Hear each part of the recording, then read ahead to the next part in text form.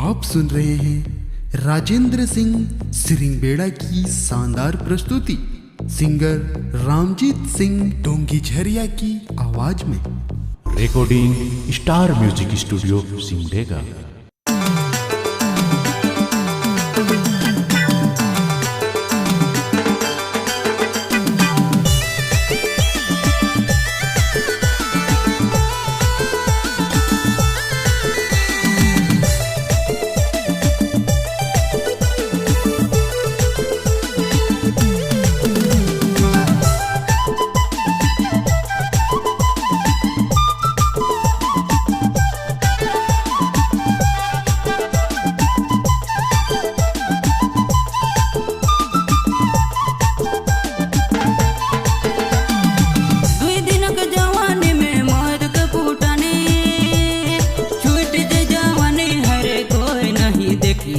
कोई नहीं पूछी तोर में कब छूट जाए लिपस्टिक छूट जाए पूरा जवानी हरे पूरा जवानी तोर में कब छूट जाए लिपस्टिक छूट जाए पूरा जवानी हरे पूरा जवानी।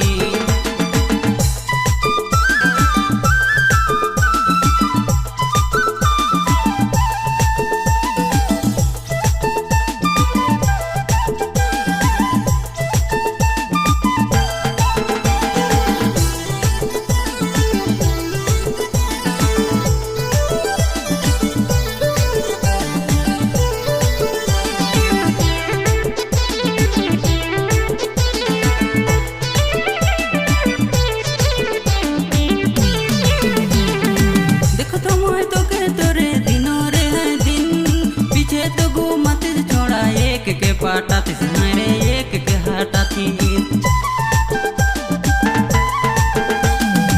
देखो तो मोए तो के तोरे दिनों रे हैं दिन पीछे तो घूमत छोड़ा एक के पाटा थी मेरे एक के हाटा थी तोर में कब छूट जाए लिपस्टिक छूट जाए पूरा जवानी हरे पूरा जवानी तोर में कब छूट जाए लिपस्टिक छूट जाए पूरा जवानी हरे पूरा जवानी।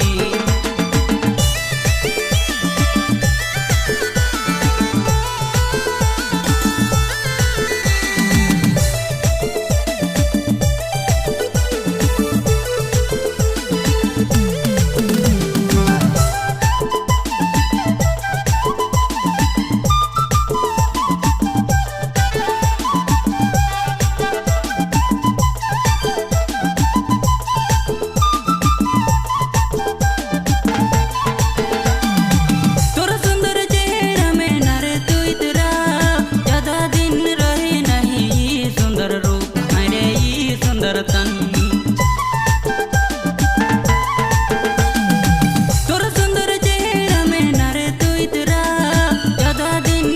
नहीं सुंदर रूप हरे ये सुंदर तन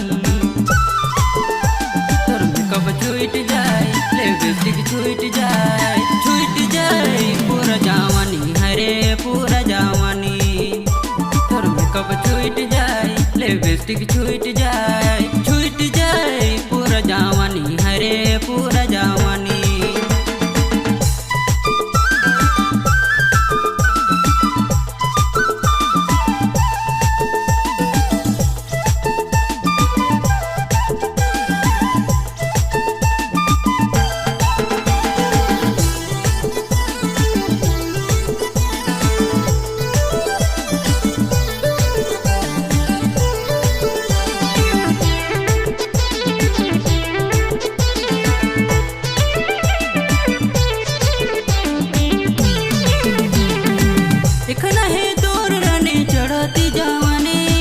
रामजीत कर हाथ धरी बसल जिंदगी हरे बसल जिंदगी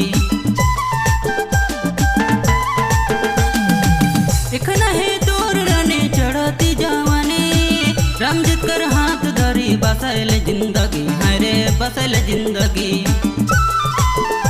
तोर में कब छूट जाए लिपस्टिक छूट जाए पूरा जवानी हरे पूरा जवानी तोर में कब छूट जाए लिपस्टिक छूट जाए